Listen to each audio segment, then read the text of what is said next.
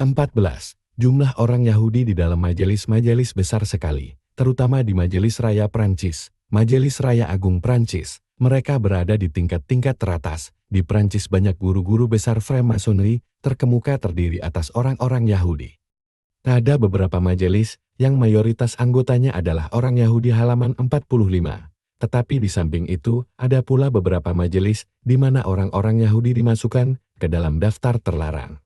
Ada pula sebagian majelis di mana sumpah dilakukan di atas Injil Yohanes, dan orang-orang yang masuk Freemasonry bersumpah untuk setia kepada orang-orang Kristen, kepada Presiden Republik, dan kepada sistem negara halaman 45. 15. Jumlah anggota Freemasonry di Jerman sekarang adalah 40.000 orang, yaitu 2/3 dari jumlah mereka sebelum tahun 1926 halaman 40. Jumlah mereka di Hongaria dewasa ini 1.500 orang. Halaman 41. Jumlah mereka di Prancis 60.000 orang, di antaranya 50.000 orang telah mengetahui sesuatu tentang tingkat-tingkat tertinggi. Artinya mereka mempunyai pengaruh yang amat besar halaman 50. Tingkat tinggi adalah antara tingkat 4 dan tingkat 33. Tingkat hijau adalah dari tingkat 1 sampai tingkat 3. 16. Percakapan yang terjadi antara guru besar di tingkat 18 dan anggota yang akan mencapai tingkat ini adalah sebagai berikut. Saudaraku. Saudara dari mana? Dari negeri Yahudi. Melalui negeri mana? Melalui Nazaret. Siapa yang membimbingmu? Rafael. Termasuk kabilah mana saudara? Yahudi. Kemudian guru ini menyuruh penuntut menghimpunkan huruf-huruf pertama dari 4 kata yang diucapkannya, yaitu dalam bahasa Nasrani dari Nazaret Raja Yahudi. Dalam bahasa yang sukar, alam menjadi baru sama sekali, karena api halaman 59. 17. Tingkat-tingkat tertinggi yang sekarang dipakai di Prancis. Tingkat 4, Guru Rahasia. Tingkat 14, Freemason terkenal. Tingkat 18, Kavaleri Bunga Salib. Tingkat 30, Kavaleri Bersadel. Tingkat 31, Pengawas Agung Penilik. Tingkat 32, Pangeran Terkenal Kerajaan Rahasia. Tingkat 33, Penguasa Pengawas Agung Umum halaman 55 sampai 56. 18. Tingkat Kavaleri Bersadel. Kavaleri suci dimaksudkan untuk membalaskan dendam kedua buah kuil terhadap Philip yang cantik dan Paus Miganet V yang merupakan lambang dari kerajaan dan kebebasan pemikiran. Tingkat 31 adalah tingkat kehakiman.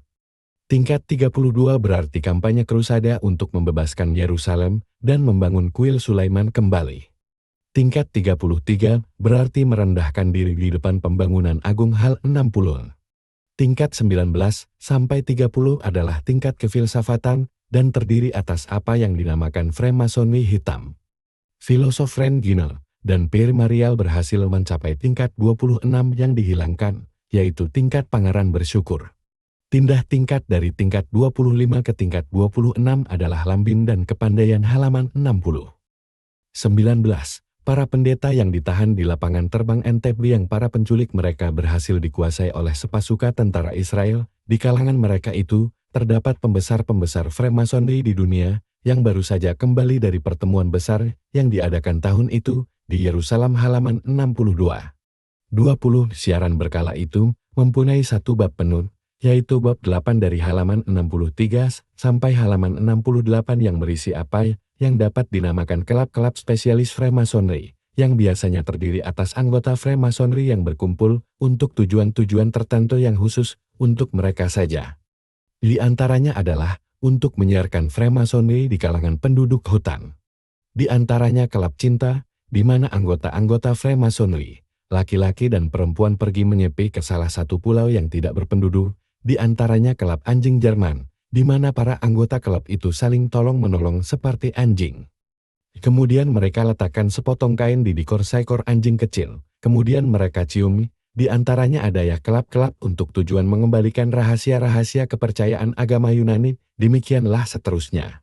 21. Di antara perkumpulan-perkumpulan yang tersebut di atas, ada perkumpulan yang bernama Bintang Timur, yang didirikan di New York oleh Dr. Morris tahun 1855, yang sekarang anggotanya berjumlah 3 juta orang dan majelis-majelisnya berjumlah 15 buah. Perkumpulan-perkumpulan bunga Crusade telah pindah dari Amerika Serikat dan dilambangkan dengan AMOC. Mungkin sekali di antara anggota-anggota perkumpulan itu terdiri atas akar-akar Albert besar, Guru Thomas Aquinas. Demikian tersebut dalam Larus. Organisasi-organisasi cahaya yang menentang agama Kristen dan Paus terdiri atas orang-orang seperti ini. Orang Yahudi menafsirkan buku mereka dengan tafsiran-tafsiran Sufi, di antaranya terdapat filosof Jerman, Leibniz. Lalu pekerja tambang, mereka mempunyai wujud orang-orang cahaya itu tersebar di Jerman, di negara-negara Skandinavia. Di Amerika Serikat sendiri, sampai sekarang masih terdapat perkumpulan-perkumpulan Freemasonry ini, mempunyai nama-nama Arab dan memperhatikan kode-kode Islam. Di antara kelompok cahaya Freemasonry, terdapat pula organisasi-organisasi untuk pemuda berumur antara dan 21 tahun. Berpegang kepada ajaran-ajaran Catholic. Di antara orang-orang Freemasonry terdapat Roger de Lasset yang mengarang sebuah lagu, yang kemudian menjadi lagu kebangsaan Prancis, Marseillaise. Mirabeau telah masuk menjadi anggota klub cahaya. Terdapat sebuah manuskrip dengan tulisan tangannya sendiri untuk mengembalikan Freemasonry ke jalan yang benar. 22. Di antara majelis Freemasonry di Prancis adalah Majelis Hak Asasi Manusia halaman 69. Di antara organ mereka adalah humanisme. Terdapat persaingan yang amat tajam antara Freemasonry Inggris dan Freemasonry Prancis halaman 70. Terdapat pula persaingan yang amat tajam di antara orang-orang Prancis itu sendiri, antara lain antara Majelis Timur Agung dan Majelis Agung halaman 71. 23. Hubungan-hubungan di antara orang-orang Freemasonry Rusia dilakukan dengan perantaraan seorang Amerika yang bernama Thomas Sicken Sorenson, yang tadinya menetap di Beirut, kemudian di Kairo antara tahun 1952 dan tahun 1959. Orang ini lain dari orang yang senama dengannya, yang menjadi direktur CIA, yang menurut Amelianov juga termasuk Freemasonry halaman 72. 24. Amelianov ini adalah Valery Emilinov, guru besar sejarah di Universitas Negara di Moskow, guru besar di Fakultas Urusan Timur dan guru besar Bahasa Arab di Fakultas Maurice Thorez halaman 72. 25. Emilianov mengatakan bahwa orang-orang Yahudi dan orang-orang Freemasonry mempunyai susunan organisasi seperti piramida, di mana di puncaknya berdiri organisasi B'nai B'rith dan selalu bertambah tinggi dari tingkat 33 sampai tingkat 99, dan semua ini adalah tingkat-tingkat rahasia halaman 72. Emilanov mengemukakan penjelasan ini dalam sebuah laporan yang terdiri atas 28 halaman yang diajukannya kepada Saksi Internasional Partai Komunis Uni Soviet, tanggal 10 Januari tahun 1977. Keterangan-keterangan ini menyingkapkan selubung dari organisasi-organisasi Yahudi Internasional halaman 73. 26. George Demitron, salah seorang pemimpin komunis, menyebutkan bahwa sidang-sidang Freemasonry adalah sarang mata-mata dan pusat pengkhianatan halaman 72. Dari yang tersebut di atas jelas tampak bahwa orang-orang Freemasonry dan kaum Yahudi merupakan satu perkumpulan makar. Hal ini telah dituliskan oleh Pravda khusus untuk pemuda komunis. Inilah yang menjadi garis propaganda Hitler. Ini juga merupakan penderitaan yang diderita oleh sebahagian besar negara-negara Islam disebabkan oleh Freemasonry internasional. 27. Freemasonry irapat di Israel sendiri dan berusaha untuk mengembangkan diri, tetapi pihak keagamaan di sana menganggapnya sebagai suatu yang tidak disenangi. Pengaruh Freemasonry Israel terhadap politik negara itu dalam praktek adalah pengaruh yang tidak berarti. Sedangkan Majelis Raya Turki mempunyai hubungan yang sering dan lebih kuat. 28. Freemasonry Prancis mempunyai dua penerbitan. Yang pertama bernama Humanisme di bawah pimpinan Maurice Panetir, diterbitkan oleh Majelis Timur Raya. Sekretaris eksekutif organisasi itu membicarakan masalah-masalah luar negeri. Penerbitan kedua adalah Segi Pandangan Pokok Points di Food Initiatives, direktumnya, Charles Henry Chevalier, diterbitkan oleh Majelis Raya. Isinya melulu masalah-masalah Freemasonry saja. Mereka juga mempunyai percetakan khusus halaman 73. 29. Dalam sejarah penerbitan-penerbitan Freemasonry dari mulai terkandungnya Negara Timur Raya berlangsung terus mulai dari tahun 1777 sampai tahun 1788 etat lu Grand Oriental. Dan pada masa kerajaan kedua Restoration timbullah perpustakaan Freemasonry, yaitu Hermes Bibliothekos Maconicua, di mana dituliskan kata-kata Freemasonry, tetapi kemudian terlepas dari pengawasan majelis. Tahun-tahun 1829 muncul lebah Freemasonry El Abraham Maconique, kemudian diadili oleh salah satu pengadilan Freemasonry. Pengadilan itu memutuskan melarang melanjutkan persoalan ini. Kemudian muncul beberapa buah majalah, yang paling terkenal di antaranya adalah Bola Dunia La Globe dan Dunia Freemasonry Le Monde Maconique, Alam Freemasonry El Univers Maconique. Kemudian di antara kedua perang dunia, terbit Acacia Acacia yang pimpinan redaksinya adalah Henry Matthew. Ia juga mempunyai lampiran yang membicarakan masalah-masalah Freemasonry dengan judul di bawah segitiga Sosli Triangle. Dan majalah ini tersebar dengan amat luas sekali, kemudian digantikan oleh rangkaian persatuan yang dipimpin oleh Groton.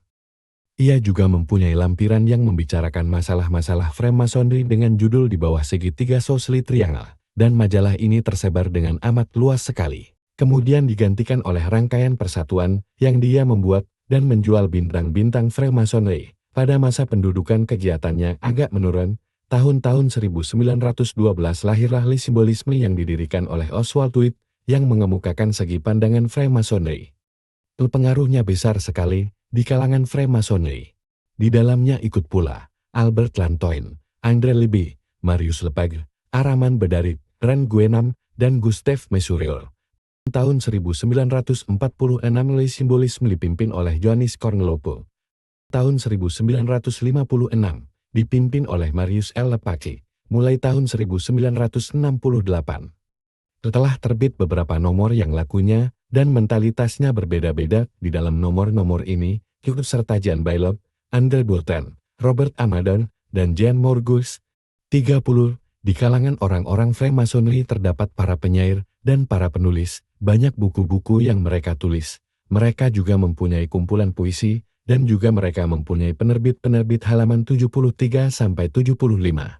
31. Antonio Godin, salah seorang direktur Majelis Raya di Prancis, tahun 1920 ikut serta dalam konferensi Tours, di mana Partai Komunis Prancis keluar. George Marchand, seorang direktur lain, adalah dari Perkumpulan Hak-Hak Asasi Manusia. Gustave Mesurel adalah direktur ketiga. Wakilnya adalah dari kiri halaman 77.